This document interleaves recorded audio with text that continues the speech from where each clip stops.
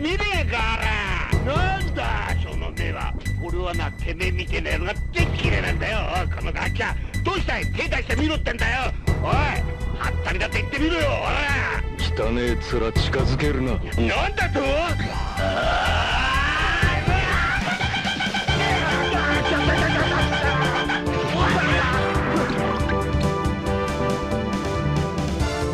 お前はもう死んでいる。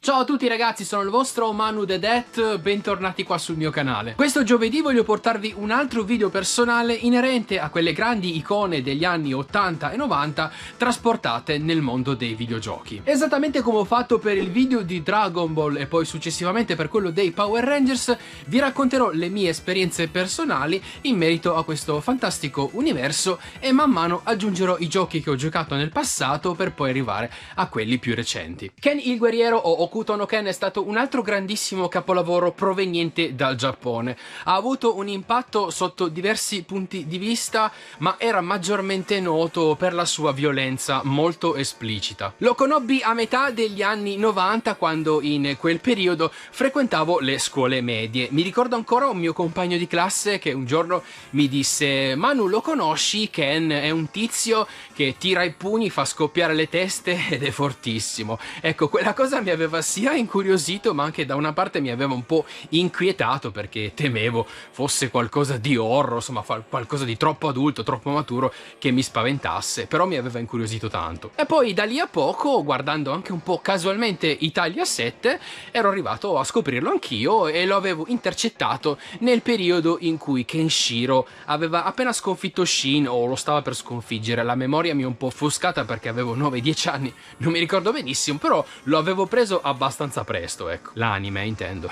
Quello è stato poi anche l'anno dove colpire un proprio compagno di scuola con un dito e dirgli hai 3 secondi di vita era una cosa che veniva prima di tutto. Fui uno dei tanti che in quel periodo lo aveva scoperto nella seconda ondata di pubblicazione, perché inizialmente era arrivato su Junior TV, ma quando veniva pubblicato in quegli anni ero troppo piccolo, avevo 5-6 anni, quindi non lo guardavo, non lo conoscevo, insomma non mi era proprio capitato di vederlo. Credo che però sia stato un bene, anche perché in quel periodo arrivò la ristampa del manga da parte di Star Comics. Mi ricordo che in edicola uscivano le VHS con le varie puntate, man mano che uscivano arrivò l'album delle figurine e insomma tra tante cose arrivò naturalmente anche una buona dose di videogiochi. Ecco, questa era la lore ufficiale di come conobbi le avventure di Kenshiro, anche se in realtà, come molti altri tra l'altro, lo avevo conosciuto molto prima per Last Battle, che uscì in Europa nel 1990, a cavallo tra gli episodi di Junior TV iniziati nell'87 e quelli di Italia 7 del 1993. Questa tra l'altro è ancora la copia che mi regalarono i miei all'incirca nel 92. C'erano solamente due modi per sapere che questa era la versione localizzata di Hokuto no Ken in versione giapponese. Una era che o leggevi le riviste dell'epoca, cosa che io non facevo e non avevo fatto fino a PlayStation 1, oppure eri già abbastanza grandicello e quindi conoscevi già Kenshiro guardando le serie su Junior TV e appunto tra un passaparola ed un altro comunque venivi a sapere a conoscenza che questa era appunto la versione localizzata di Hokuto no Ken giapponese. Ma anche in questo caso ero comunque fuori dai giochi, pertanto inconsapevolmente avevo già messo un piede in questo universo,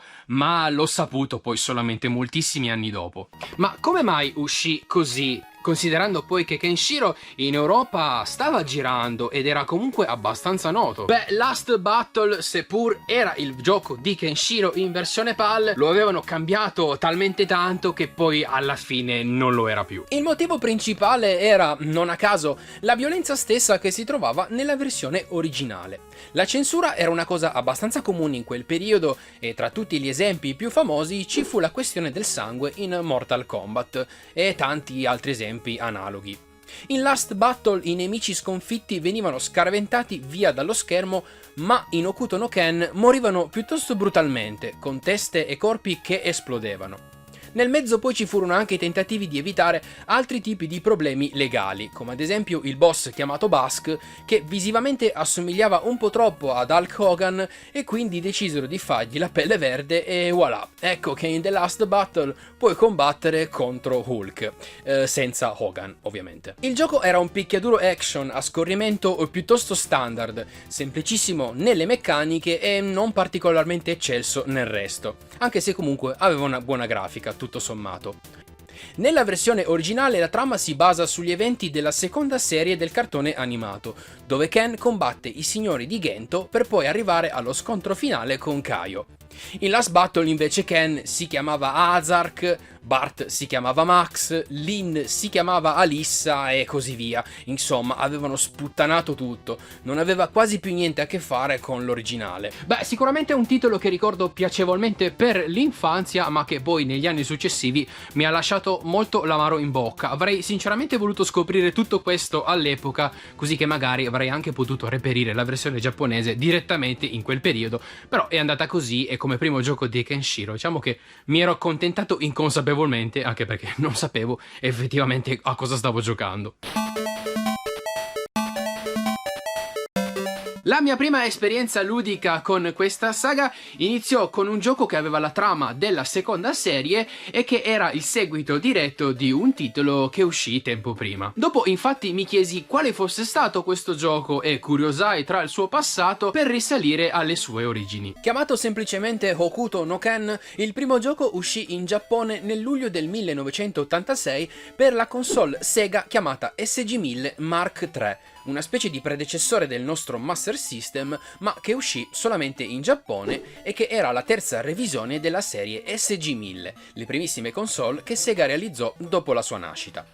Anche questo Hokuto no Ken era un picchiaduro a scorrimento che ripercorreva gli eventi della prima serie, dove Kenshiro, nella continua ricerca della sua amata Yulia, incontrerà amici e nemici durante il suo percorso fino ad arrivare a scontrarsi con Raul. Insomma, tutto quello che gli appassionati di questo universo conoscono molto bene. Il gioco oltretutto venne sviluppato e diretto da un certo Yuji Naka, che anni dopo diventerà un elemento principale ed importante nello sviluppo di un certo gioco chiamato Sonic the Hedgehog. Avete presente quando Ken incontra per la prima volta Bowser e ci rimane di stucco perché non riesce a capire come mai le sue tecniche non funzionano contro di lui? Ecco, ho avuto la stessa sensazione quando poi ho scoperto che questo gioco era arrivato in Europa, naturalmente su Master System, perché il Mark III era una cosa esclusivamente giapponese, e che avevano fatto praticamente la stessa cosa che avevano fatto con Last Battle, se non peggio.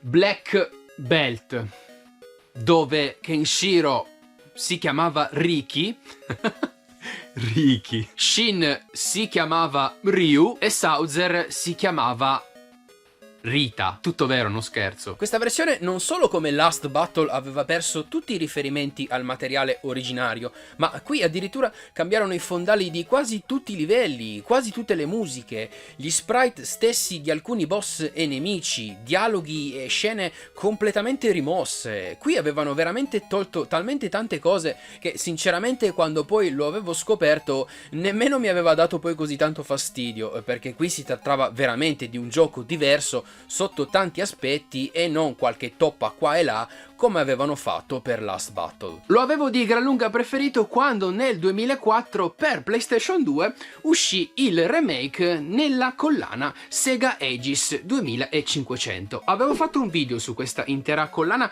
vi invito ad andarlo a vedere perché ci sono dei giochi molto interessanti. Ritornando a quei primi gloriosi anni degli anni 90, ad un compleanno mi feci regalare Fist of the North Star per Game Boy. Questo è stato il mio primo gioco di Ken che avevo acquistato, comunque che mi ero fatto regalare con la consapevolezza di quello che era. Insomma, sapevo chi era, seguivo il personaggio, mi piaceva, è stato il primo gioco che ho comprato con questa consapevolezza. Anche se allora non avevo capito perché si chiamava Fist of the North Star, pensavo fosse il nome del gioco, invece era così che si chiamava in America e questa era la versione americana, perché infatti questo gioco uscì solamente in Giappone ed in America con appunto questo nome, ma da noi ovviamente si trovava perché comunque Kenshiro era un personaggio noto. Fu sviluppato da Shoei System e pubblicato dalla Toei ed era un picchiaduro ad incontri piuttosto blando. Ricordo che già all'epoca avevo fatto fatica a farmi piacere la conversione di Street Fighter 2 su Game Boy, però con questo feci fatica al doppio, perché nonostante non fosse un gioco sviluppato poi così male, era di una semplicità veramente alta. Seguendo la storia della prima serie, i combattimenti uno ad uno partono da quello con Heart per poi arrivare alla fine con quello di Raul. Ogni personaggio usa i tasti d'azione per tirare pugni e calci ed uno di questi, se tenuto premuto, ricaricherà una barra che una volta piena rilascerà un colpo speciale. Kenshiro, ad esempio, spara una specie di Hadouken, Jagger lancia dei coltelli e così via. Non era brutto, però non era niente di speciale, infatti mi ricordo che ci giocai veramente poco. Peccato che non venne sviluppato, non venne affidato a team come ad esempio Takara. Loro con i picchiaduro della SNK su Game Boy avevano fatto delle figate, ecco, se lo avessero sviluppato loro, chissà, forse ne sarebbe uscito un gioco migliore. Comunque mi ero accontentato. E poi finalmente, anche grazie al mio interesse per il collezionismo e le versioni import, nell'epoca PlayStation 2 scoprì questo capolavoro per PlayStation 1 chiamato Hokuto no Ken Seikimatsu Kyusei Densetsu, che è anche un bello scioglilingua. Questo per me è stato indubbiamente il più bel gioco che avevo giocato su questo iconico personaggio giapponese. All'epoca avevo molta sete per quello che riguardavano i picchiaduro a scorrimento. Era un genere che amavo nell'epoca 16 bit e che non era molto presente quando poi i giochi iniziarono in massa a diventare tutti poligonali. Questo è veramente un gran gioco, non solo segue piuttosto fedelmente la prima serie animata, ma ha anche una grandissima quantità di scene e di inquadrature prese molto similmente dalla controparte animata e ha tantissimo doppiaggio parlato dagli stessi doppiatori originali dell'anime. Il gioco poi è proprio bello da giocare, ha una buona grafica e c'è un buon comparto di mosse, ma la cosa più bella del titolo sono quelle ad esecuzione finale, che appaiono con una sequenza da eseguire velocemente entro qualche secondo per ottenere una delle classiche ed iconiche mosse finali di Kenshiro dove volano cervelli ed implodono tutti. Veramente soddisfacente ed incredibilmente divertente da giocare. Il gioco inoltre ha anche una buona longevità, maggiormente data dalle scene animate del titolo, che sono tra l'altro fatte tutte in game, utilizzando i modelli e la grafica del gioco. Non sempre piacevoli, perché ci sono alcuni momenti che questi filmati vanno avanti anche per 15 minuti buoni e a volte un po' può annoiare, anche perché è tutto in giapponese, quindi se non lo sai diciamo che non ci capisci niente, però quantomeno una volta che il gioco viene completato nella run successiva si possono skippare premendo start, perché la prima volta non puoi saltare neanche un minuto. Ripeto, molto bello per la fedeltà e per i dialoghi doppiati che seguono molto il materiale originale, però a volte un po' di latte alle ginocchia te lo fanno venire. Ecco, ce ne sono tanti di bei giochi su Kenshiro, però questo, quando si parla di retro games, beh, è in assoluto il mio preferito. Ci furono poi una manciata di titoli che inizialmente arrivarono in esclusiva arcade ed alcuni rimasero tali, come ad esempio Fighting Mania. Era un titolo abbastanza noto nelle sale giochi ed era un cabinato che a quell'epoca girava spesso. Poter sferrare pugni come faceva Ken era stata probabilmente una delle cose più macho che si poteva fare per chi era appassionato a questa serie. Altri invece vennero convertiti per le console del momento e dal sistema arcade Sammy Atomiswave arrivò uno stupendo picchiaduro in 2 dimensioni realizzato dalle sapienti manine di Arc System Works, già responsabili e noti per la serie di Guilty Gear, una serie che tra l'altro continua tutt'oggi, o per i vecchi picchiaduro di Sailor Moon su Super Famicom e Super Nintendo. La conversione uscì nel 2007 e il titolo si chiamava Hokuto no Ken Shimpan no Sosei Kengo Retsuden, con questo sottotitolo creato per le aggiunte della versione PlayStation 2 rispetto a quella arcade, che si chiamava semplicemente Hokuto no Ken. Era ambientato nella prima metà della serie ed utilizzava i personaggi di quell'arco temporale. Visivamente era qualcosa di incredibile e le animazioni di tutti i personaggi erano fatte a regola d'arte, i fondali ispirati e disegnati con cura, nonché il cuore del gioco estremamente eccellente, proprio come gli sviluppatori ci avevano già abituato bene nei loro giochi precedenti. Un picchiaduro che può diventare molto complesso se giocato ad alti livelli, infatti nel suo sistema sono incluse meccaniche che permettono di cancellare le mosse per eseguirne altre, ed inoltre non mancano le mosse fatali ed iconiche che si possono trovare in questo universo dove le scuole di Nanto e Hokuto si scontrano in lotte all'ultimo sangue. C'è una gran parte dei personaggi che, seguendo una combo molto precisa e minuziosa, sono in grado di effettuare mosse infinite che possono durare un intero match. Alcune volte mi sono messo a guardare i tornei giapponesi che sono composti da giocatori di altissimo livello ed è molto comune vedere queste scene simili ed è veramente incredibile quanto siano bravi, ma anche quanto fosse rotto questo gioco a livello tecnico per quanto riguarda i professionisti. Verso gli ultimi anni del ciclo vitale della PSP, durante uno dei miei viaggi in Giappone, scoprì un altro picchiaduro ad incontri che si chiamava Hokuto no Ken Rao Gaiden. Rao Gaiden era tratto da uno spin-off della serie che raccontava gli albori di un giovane Raul nel solito contesto post-apocalittico. Nel materiale originale, un manga realizzato da Yuko Osada, Raul combatte contro altri volti noti della serie, tra i quali Toki, Jaeger, Sauzer, con il solito intento di voler unificare tutti i territori e governarli di conseguenza. Nel manga questo personaggio viene trattato con più profondità e ci saranno anche parti dove si vedrà un Raul inedito, più sentimentale che rigido e freddo leader. Il picchiaduro è simile ai classici titoli con grafica poligonale ma con un gameplay prettamente a 2 dimensioni, un po' come i primi Dragon Ball Budokai per intenderci. Assolutamente non profondo come quello realizzato da Arc System, ma è un titolo abbastanza divertente. Ci sono molte mosse secondarie che si eseguono con la combinazione dei tasti dorsali assieme a quelli principali per avere delle mosse speciali. Nel gioco infatti non c'è nessun uso di classiche movenze alla Street Fighter, ma bensì è molto simile a quello che si trovava nelle serie di Smash Bros. Per le console Nintendo. Era un titolo che, sì, tutto sommato mi aveva divertito, ma più che altro perché non raccontava sempre la solita storia della prima serie e variava un po' l'argomento, portandoci qualcosa, diciamo, di non proprio tipico. Per finire, gli ultimi 2 giochi che ho realmente giocato ed apprezzato su questo personaggio, nonché posso ancora definire retro game, sono quelli della serie di Fist of the North Star Ken Rage, che uscirono tra il periodo 2010-2012 per Xbox 360 e per PlayStation 3, che fa già strano da dire ma è diventato retro game. Questi giochi derivano da una classica usanza giapponese, se così vogliamo chiamarla, di personaggi e di brand famosi che prima o poi devono finire nell'universo dei Musou, ovvero i Dynasty Warriors per come li conosciamo noi in Europa. Erano l'esatto equivalente di alcune cose che succedono ancora oggi, come ad esempio in Fortnite, dove arrivano skin e personaggi da tutti gli universi, un po' come se tutte le cose popolari ci dovessero finire dentro. In questo mondo ci sono finiti One Piece, Gundam, Berserk, Zelda e naturalmente in quegli anni 2010-2012 c'era finito anche il nostro tanto amato Hokuto no Ken. Questi per me sono sempre stati giochi che, seppur davvero molto ripetitivi e poco variegati, mi hanno spesso divertito. Sono titoli dove non devi impegnare molto il cervello, ma semplicemente andare avanti per la tua strada e falciare orde e orde di nemici, che era poi la vera particolarità di questo genere, ovvero proporre battaglie numerose con tanti nemici a schermo.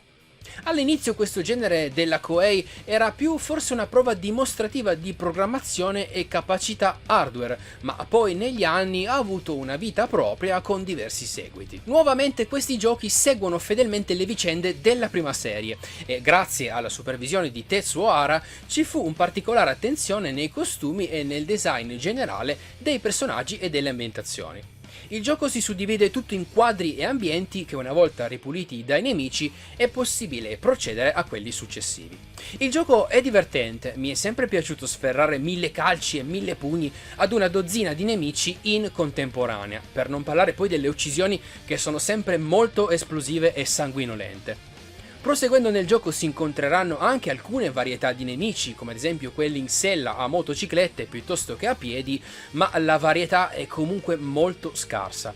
Ottimo il doppiaggio, anche se la grafica non è mai stato il punto di forte di questi giochi. Il secondo capitolo, che uscì nel 2012, portò avanti anche la storia per quanto riguardava la seconda serie, cosa che il primo capitolo non aveva fatto e si era fermata al classico scontro con Raul. È una serie che ho sempre preso alla leggera, ma perché poi alla fine un po' così va anche considerata. Però questi giochi su Kenshiro mi sono sempre piaciuti e poi ritengo che in un universo dove si alzano le mani giorno e notte, questi giochi dove appunto ci si picchia siano perfetti. Non a caso infatti il 99% di questi giochi sono usciti tutti picchiaduro o incontri o scorrimento, quindi l'andazzo dei giochi di Kenshiro era e sarà comunque sempre quello. Beh ragazzi, chi lo sa il futuro cosa gli riserverà a questa serie. Io spero che si ritorni un po' alle origini, al concetto originario della storia dei giochi di Kenshiro, perché ad esempio l'ultimo che è uscito era un titolo di fitness su Nintendo Switch, non ce l'ho, non l'ho giocato, magari è anche un bel gioco, però mi è sembrato un po' troppo fuori contesto per il materiale che tratta, quindi spero che ritorneranno a rifare questi giochi, o chissà che magari il team Yakuza si occuperà di un nuovo seguito, perché quello che era uscito era bello, lo avevo solo provato, non l'avevo finito, vorrei poi farlo, ma ricordo che comunque era un bel titolo, era nel classico stile dei giochi di Yakuza, quindi spero che si ritornerà a quello stile. Spero che il video vi sia piaciuto e voglio sapere qua sotto nei commenti qual è stata la vostra storia con questo manga, questo anime, se lo conoscevate, quali sono i vostri giochi preferiti, quali avete giocato, insomma raccontatevelo qua sotto nei commenti, che ne parliamo tutti insieme e ci rimmergiamo sotto le 7 stelle di Hokuto ancora una volta. Ragazzi è tutto, vi ringrazio di aver visto il video, vi ricordo di iscrivervi e di lasciarmi un mi piace e noi ci vediamo giovedì, la prossima settimana, sempre alle 18 con un altro video qua sul mio canale. Ciao!